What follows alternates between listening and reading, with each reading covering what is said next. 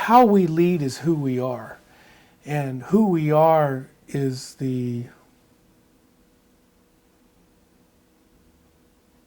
sacred interaction of our biography and our biology.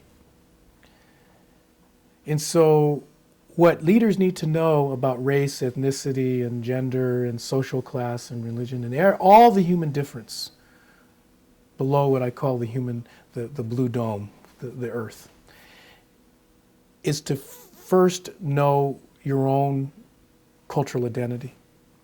I think it's absolutely important to, and I don't know, I can't give attribution to who said this, but here was the essence of their message, and I believe that it speaks to what a leader needs to know about diversity or multicultural education or intercultural competency or intercultural literacy. And there's so much out there about what it's called. And to me, diversity is really about personhood 101.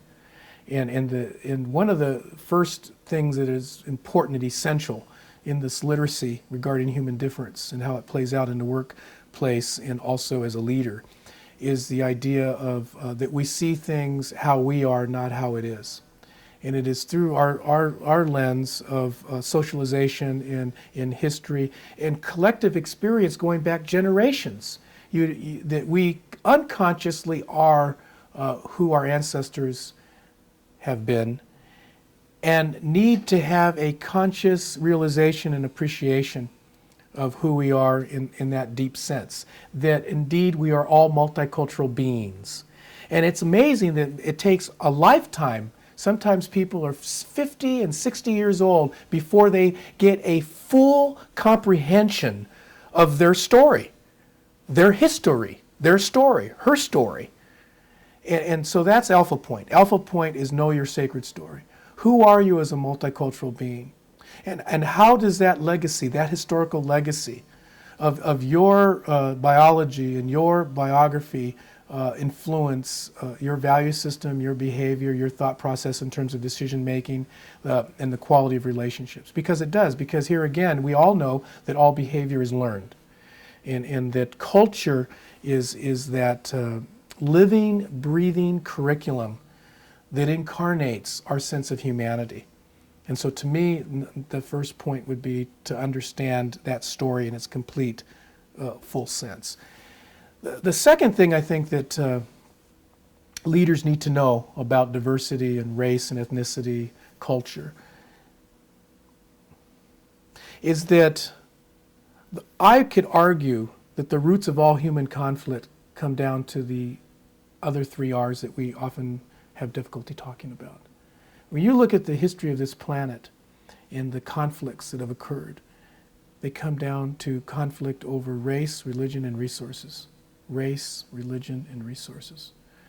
And I believe that if we are truly going to be about peace and service, we need to understand the root causes or the epistemology of those things pertaining to race and religion.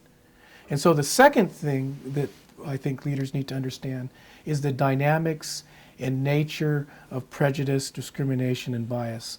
What are the sociological, psychological underpinnings that perpetuate consciously or unconsciously these kinds of behaviors?